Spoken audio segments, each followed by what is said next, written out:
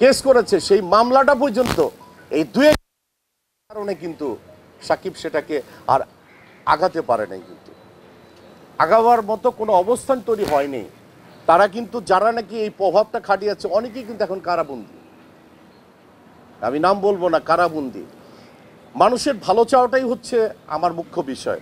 কেউ খারাপ থাকুক, কেউ নষ্ট হয়ে যাক, সেই কাজগুলি কিন্তু আমরা ডেফিনেটলি আমরা চাই না। তারা সাফাই গায়, তারাও তো আমাদের ক্যাবিনেট করতে দেয়নি। যাই হোক, আমি কিছুদিন আগে বলেছিলাম এই শিল্পী সমিতির হিসাবে আর চাই না, ভাল লাগে না। কারণ না যদি থাকি তা কেউ প্রশ্ন করবে না, নির্বাচন করবেন কিনা, অমুক করবেন কিনা, তমুক করবেন কিনা। আমি আমার বন্ধু মিশার কাছেও আমি বলেছিলাম, মিশাকে না থাক, কোনো দরকার নেই, তোর রাগটা তোর কাছেই রাখ। মাঝে মধ্যে রাগটা করতেই পারি আমি মানবিক কারণে, কারণ এই চলচ্চিত্রের জন্য তো কম কিছু আমি করিনি। এই চলচ্চিত্র আমি যতটুকু করেছি তার চেয়ে বেশি কিন্তু এই চলচ্চিত্র আমার জন্য করেছে। আমি অত্যন্ত মধ্যম পরিবারের ঘরে একটা ছেলে, আমি হয়তো ভাই চলচ্চিত্র একটা চাকরি না যে সুপার কোনো গ্র্যাজুয়েশন কমপ্লিট করেছি, আমি অকপটে আমি স্বীকার করি। কিছুদিন আগে আপনারাও জানেন যে দ্রব্যমূল্য নিয়ে আমি রেস্টুরেন্ট বিজনেস করি, দ্রব্যমূল্য নিয়ে আমি কিছু কথা বলেছিলাম দীর্ঘ প্রায় বছর হবে কোথায় সম্ভবত।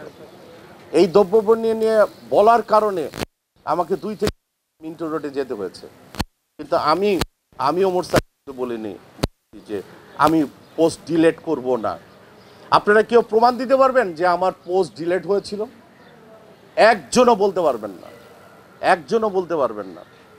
আমরা যারা সিনিয়র, আজকে যে বিষয়টা নিয়ে কথা হলো, আমরা কিন্তু ওই মানে ধ্যার করে 4-5টা ফুল গাড়ির মধ্যে অলওয়েজ রাখা, যে নিয়ে দাঁড়ায় থাকা, তাদেরকে রিকোয়েস্ট করা, ভাই আমাদেরকে সেন্সার বোর্ডে নেন, আমাদেরকে জুরি বোর্ডে নেন, অমুক বোর্ডে নেন, সেই কাজটা আমরা করি না ভাই।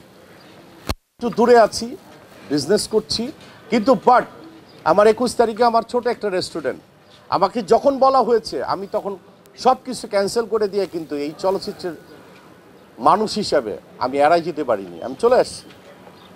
আজকে আমার মনের কথাগুলি আমি বললাম। শিল্পীরা যারা, তাদের যে সব সিনিয়রদের কথা আমি এখন বলছি, তারা 21শে পদক পায়নি এবং আজীবন সম্ভাবনা পায়নি, তাদের কথা বলছি। তাদের সমসাময়িক 2-1 জন শিল্পী তারা পেয়েছেন, কিন্তু তারা কিন্তু কোনোদিন প্রতিবাদ করেননি। আমি তো 90s-এর বেস, 90-এর বেস।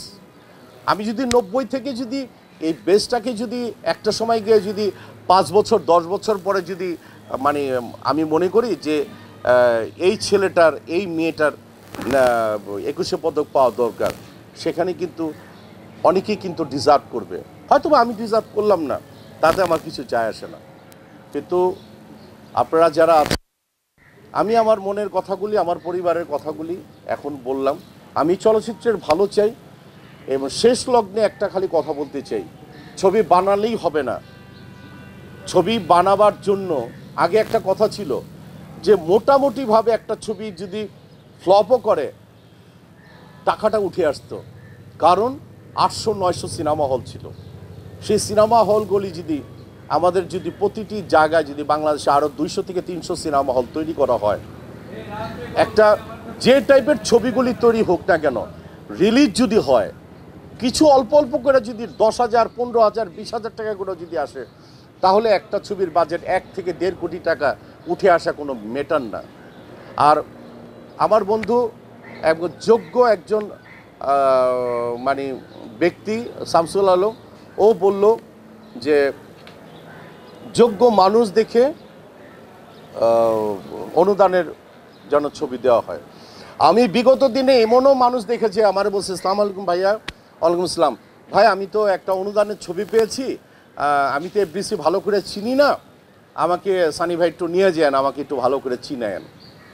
তো এই যদি মানে বিগত দিনও যেটা হয়েছে 71 এবং 2024, এই 2024-এ এসেও কিন্তু সেই আগের ঘটনার জিনিস যেন আমাদের দেখতে না হয়।